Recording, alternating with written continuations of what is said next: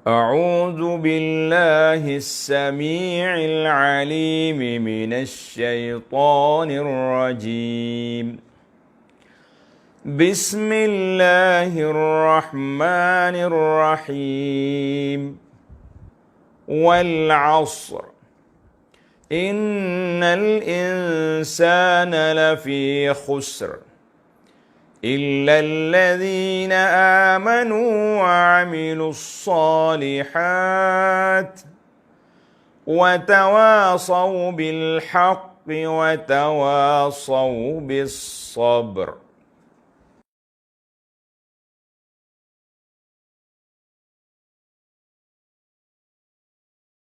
Innal insana lafi khusr.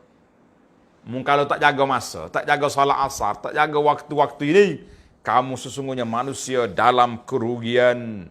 Apa dia rugi di sini? Tengok dalam huraian kitab pimpinan kata apa? Kerugian bermakna hilang modal. Modal hidup kita duduk mana? Duduk di al-waqt. Itu modal kita, duduk di waktu. Waktu itu modal. Dan modal seseorang ialah umurnya. Dengan ini nyatalah bahawa manusia tidak terlepas dari kerugian. Kerana tiap-tiap satu detik yang berlalu dari umurnya, kalau ia gunakan pada maksiat, maka tidak syak tentang ruginya. Kalau maksiat, memang. Dan kalau pula dihabiskan dengan perkara-perkara yang harus, maka itu pun merugikan juga sebab kosong. Merugikan juga. Kerana habisnya tidak meninggalkan sebarang faedah yang dapat menolongnya bila ia mati.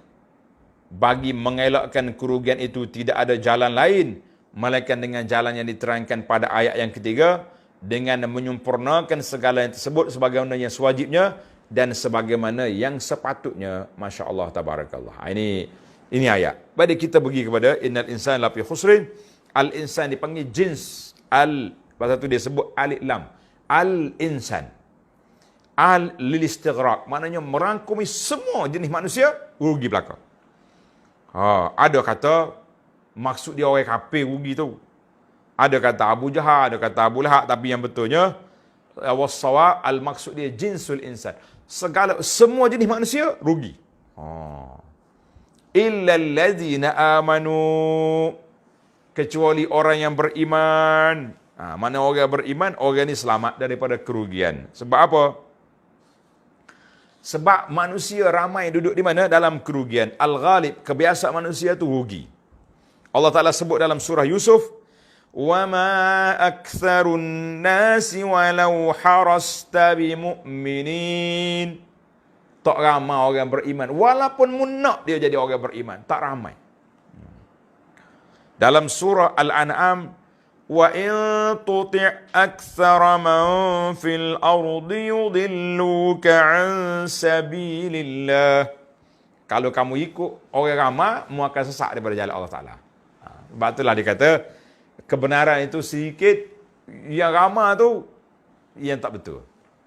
Zaman Nabi SAW dibangkitkan di Mekah. Coba tengok dari sudut peratus, berapa ramai yang masuk Islam, berapa ramai hak kafir. Ramai kafir. Atas dunia, berapa ramai yang kafir, berapa ramai Islam. Zaman kita hari ni, peratus umat Islam, nak banding dengan umat-umat lain, berapa banyak? Ramai kafir. Di kalangan orang Islam sendiri, berapa ramai yang betul-betul istiqamah dengan kitab dan sunnah Nabi SAW. Nak banding dengan pengikut-pengikut yang tak ikut dengan sunnah. Dia Islam, tapi amalannya menyalahi sunnah Nabi SAW. Macam-macam benda dia buat dah. Kita kata ramah tu. Biarlah. Maka innal insan, manusia ni, jenis manusia dalam kerugian. Allah kata lafi khusrin, di dalam kerugian. Dia tak kata innal insana la khasir, manusia itu rugi. Sebab apa? Lafi khusrin, kata di ulama lughah, harful jar fi yadullu ala zarfiyah, menunjukkan kepada bekas. Seolah-olah rugi itu satu bekas. Manusia ni dalam bekas kerugian. Manusia ni tenggelam dalam kerugian. Kecuali siapa dia? Illal ladzina amun. Orang ni orang keluar daripada bekas yang rugi, duduk di dalam satu tempat yang lain. Kita kata Masya Allah, Tabarakallah. Jadi bagi jangan kita rugi. Illal ladzina amanu, kecuali orang yang beriman. Orang yang beriman ni kalau rugi pun dia tak rugi seluruhnya. Dia rugi juz'iyat, rugi orang panggil part-part yang tertentu saja. Contohnya, dia beriman. Solatnya ada, tapi sekali-sekala terjebak dengan maksiat. Kalau dia mati, tahta masyiatillah. Orang ni duduk di bawah kehendak Allah Ta'ala. Sama ada Allah Ta'ala maafkan dia ke syurga terus, ataupun Allah Ta'ala akan ambil tindakan ke atasnya, campak dalam neraka dulu, wal'iyazubillah, kemudian dikeluarkan ke syurga. Maknanya orang mukmin ni, kalau rugi juz'iyat. Tapi kalau kafir, rugi total. Macam kita hari ni lah, dia panggil rugi keseluruhannya. Na'uzubillah. Maka, itu di antara kelebihan besar menjadi orang yang beriman.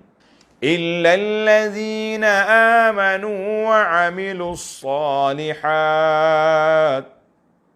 wa tawasaw bil haqqi wa tawasaw bis sabr. Kecuali orang-orang yang beriman dan beramal saleh, dan mereka pula berpesan-pesan dengan kebenaran, yakni meliputi i'tiqad, kepercayaan, tutur kata dan amal perbuatan. Makna kita berpesan, makna kita berwasiat, kita bertazkirah, kita beri motivasi, apa saja, tawasaw bil haqqi, dengan benda yang benar. Apa benda yang benar itu? Apa yang benar? Semua. Akidah yang benar, ibadat yang benar, tutur kata yang baik, akhlak-akhlak yang mulia, itu semua tu dia panggil al-haqqu. Pasal itulah kata di ulama, al-haqqu thaqil. Kan dalam perbincangan kita, faman ya'mal mithqala zarratin khairan yarah, kata di para sahabat, al-haqqu thaqilun. Hak itu berat, pemberat timbangan. Yang benar itu pemberat timbangan kita. Masya Allah, tabarakallah. Saya tak ada kerja apa. Berjalan nak pergi belikan di pasar contohnya. Tengok ada orang duduk kelahi, kita pergi nasihat. Saudara, tengok orang duduk kapal, pergi nasihat anak, kalau nak macam ni pergi kahwin, jangan dia buat. Tak, tengok orang duduk maki orang, kita itu al-haqqu thaqil. Benda yang kita menyampaikan kebenaran berat atas timbangan. Masya Allah, tabaraka. Tanda tuan-tuan, al-haqqu thaqilun. Benda yang benar itu, menyampaikan kebenaran, melakukan kebenaran, memberatkan timbangan kita. Masya Allah, tabarakallah. Baiklah para jemaah sekalian. Dan watawasaw bis sabri, dan kita hendaklah berpesan-pesan dengan kesabaran. Allahu akbar. Jadi sabar ni di awal tadi saya dah sebut. Sabar berapa kategori? 3. Yang pertama, sabar melakukan ketaatan. Yang kedua, sabar meninggalkan kejahatan, maksiat. Yang ketiga, sabar menghadapi ujian. Allahu akbar. Ada sebuah kitab lagi. Kitab yang saya tunjuk ni, tuan-tuan, ada terjemahan belaka. Tuan-tuan cari. Tajuk dia, Safahatun min sabril ulama inda syada'idil ilmi wat tahsil. Lembaran-lembaran, kumpulan cerita, kisah bagaimana sabarnya para ulama di dalam menuntut ilmu dan menyampaikan ilmu. Masya Allah, tabarakallah. Ulama-ulama relax ya, yang duduk relaxnya. Ana dengar tuan-tuan guru kita nak mengajar satu-satu ilmu, dia murajaah dulu. Panjang masa. Siapa orang kita tengok, syekh ni alim ke tidak ni? Duk baca kitab yang nak mengajar orang. Takkan tak boleh mengajar lagi. Dia kata mu ni, bukan boleh mengajar begitu ya. Allahu akbar. Panjang cerita. Maka di sini jawab dianya, dalam ayat Quran awal lagi, Allah Ta'ala sebut tentang kerugian. Manusia dalam kerugian. Jawab dia, kenapa disebut dengan nama illal ladzina amanu wa amilus wa tawasaw bil haqq wa tawasaw bis sabr. Manusia itu dalam kerugian kecuali orang yang beriman. Maknanya tariqur ribhi wahid. Jalan mencari keuntungan itu satu je lorong dia. Apa dia? Beriman, amal saleh. 2. Tapi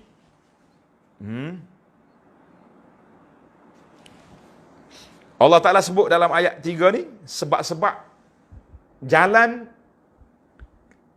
tak mau rugi. Jalan keuntungan. Kenapa Tuhan tak sebut ayat yang keempat? Jalan-jalan keburukan. Kenapa?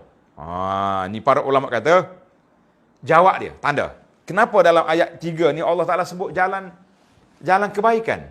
jalan nak melepaskan diri daripada kerugian, tapi dia tak sebut jalan-jalan yang rugi. Ulama kata li'anna tariqar ribhi wahid, jalan keuntungan itu satu je.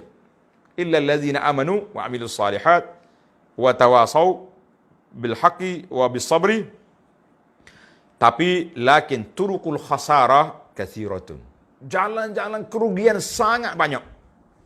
Sama ada melalui perbuatan, melalui i'tiqad, melalui, maka Allah Ta'ala tak sebut. Yang pentingnya, mu nak selamat, kamu tak mahu kerugian, ikut. Ini jalan aku. Jalan orang yang beriman, orang yang berpesan dengan hak, berpesan dengan sabar. Masya Allah, tabarakallah. Maka dalam ayat ini, kata di para ulama, dalam ayat ini Allah Ta'ala sebut kepada al-kamalul ilmi wal amali. Sempurnanya ilmu dan amal, dan al-lazim wal muta'addi, yang jadi kepada kita dan juga beri kepada orang lain. Apa dia? Tanda tuan-tuan. Al-kamalul ilmi, kesempurnaan ilmu bagi manusia, illal ladzina amanu, iaitulah orang yang beriman. Sebab orang beriman ni dia tahu ada Allah, dia tahu ada kitab, dia tahu ada rasul, dia tahu ada akhirat, itu dia panggil kamal ilmi. Al-kamalul amali, kesempurnaan amalan duduk mana? Wa amilus salihat, orang yang beriman dan orang yang beramal soleh. Beramal soleh itu masuk solatnya, puasanya, zakatnya, hajinya, sedekahnya, tolong orangnya, akhlak yang mulia, semua sekali. Al-kamalul lazim, kesempurnaan bagi seseorang individu, syakhsi, apa dia? Kita beramal dengan apa yang kita belajar. Kita belajar Quran, belajar sunnah Nabi SAW, kita amal. Itu untuk kita. Dia panggil kamalul lazim, untuk kita. Al-kamalul muta'addi, kesempurnaan yang kita sampaikan kepada orang lain, apa dia?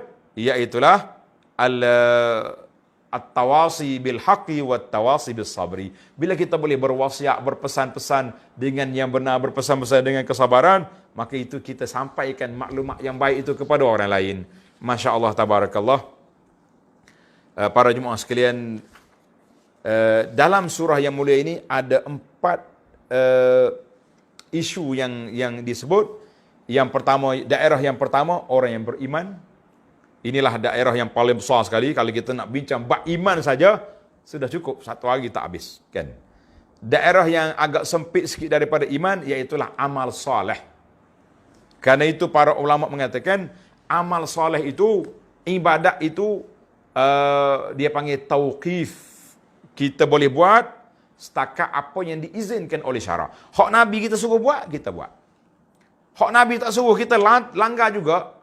PKP, ibadat ni kita langgar, kan? Maka dia akan keluar daripada sunnah kepada satu kategori, nama dia bid'ah, satu rekaan. Ini bahaya. Bahaya. Maka kita kena sebut. Daerah yang ketiga, at-tawasau bil haqqi, iaitulah kita berpesan, berwasiat dengan kebenaran. Dan yang keempat, iaitulah berpesan-pesan dengan sabar. Jadi alhamdulillah para jemaah sekalian, saya dah sebut di awal-awal tadi, sabar itu penting. Sabar itu kita kena lakukan 3 perkara yang ada. Kita kadang-kadang dalam masalah kesabaran ini, kita berpesan dengan kesabaran, mana sabar di dalam semua perkara. Guru nak pandaikan murid dia, kena sabar. Jangan duk kata, budak ni benak, berapa kali ajar, bahasa. Lah, tak ada. Murid pun kena sabar juga kerana guru. Ada kalanya guru ni senyum, ada kala dia marah. Nak kata apa? Itu semua kerana kita, kan? Jadi samalah kita dengan mana-mana kumpulan atas dunia ni pun, kita akan ada pro kontra. Maka kita kena sabar. Yang pertama sekali, kita berwasiatlah kepada diri kita, supaya jangan sekali-kali kita langgar PKP, kesabaran itu jangan. Orang lain buat kerana pada kita, kita sabar je. Tapi kita jangan buat ke orang lain pula, kan?